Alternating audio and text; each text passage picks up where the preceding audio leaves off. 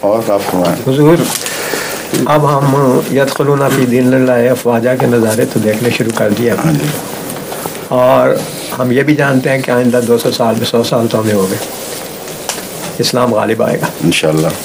تو جب مسلمانوں کی تعداد اتنی زیادہ ہو جائے گی تو حج ایک دن میں تو بڑا مشکل ہو جائے گا ادا کرنا مسلمانوں کے لیے.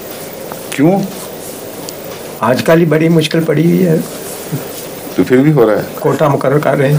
نہیں، میرا مقصد یہ ہے جب اربوں ارب لوگ آئیں، بات سنیں، خانہ کعبہ کے گرد گھومنا ہے جی اور ان جگہوں کا طواف کرنا ہے. جی جب لوگ زیادہ ہوں گے تو ان کی اس وقت تک ایجادات بھی زیادہ ہو چکی ہوں گی اور ذرائع بھی اور بن چکے ہوں گے اور دائرہ وسیع سے وسیع تر ہوتا چلا جائے گا. جی اس لیے اللہ تعالیٰ کو انتظام خود ہی اس وقت فرما دے گا اور صلاحیتیں، انتظامی صلاحیتیں بھی اللہ تعالیٰ کی طرف سے ترقی کر چکی ہوں گی.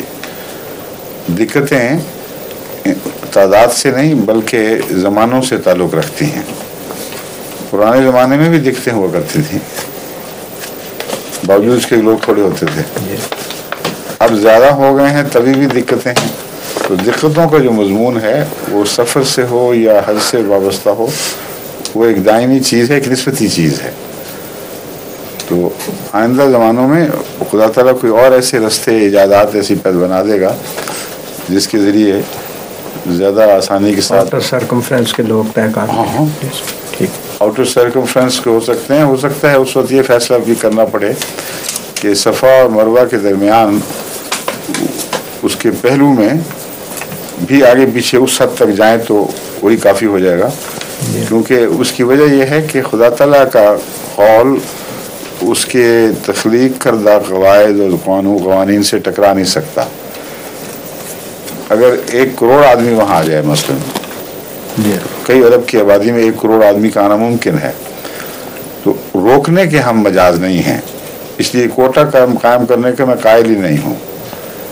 کوٹا جب آپ بناتے ہیں تو صاف بتا دیا، پتہ چلا کہ آپ نے بالوں کو حج سے روک دیا ہے، جن کی زندگی کی آپ ضمانت نہیں دے سکتے. توفیق ان کو اللہ نے عطا فرمائی اور آپ نے کہا جی ہم نہیں سنبھال سکتے، آپ کو کوئی حق نہیں ہے. اپنے انتظام کو بہتر بنائیں.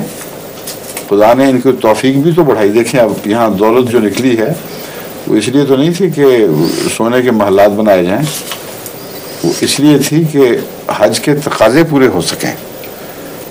اس لیے کوٹے ووٹے جو ہیں یہ سب یوں فرضی روکے ہیں جن کا انسان کو اختیار ہی نہیں ہے.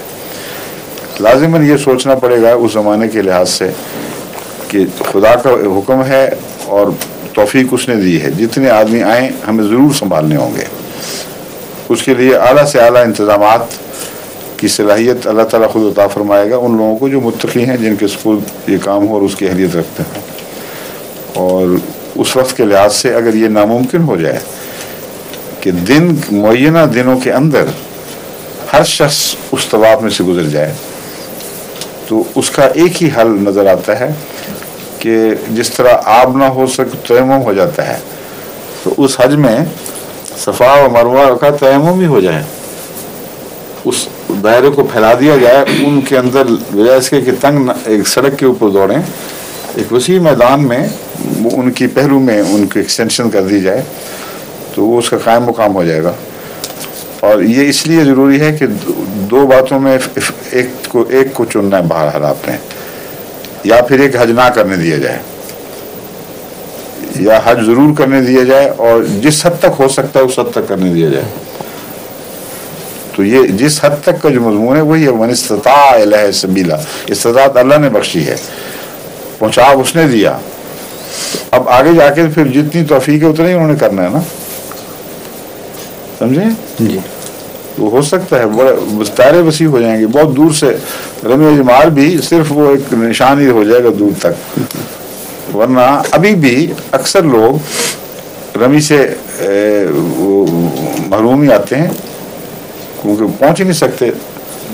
ایسے تو میں نے دیکھے نہیں پر پتھر پڑے ہوں میں خود رمی نہ کر سکے، جوتیاں بھی پڑ جاتی ہیں ان پر کہ مجھے حج سے آنے والا ہوتا ہے کہ ایک دم پیچھے سے پڑ دیکھ.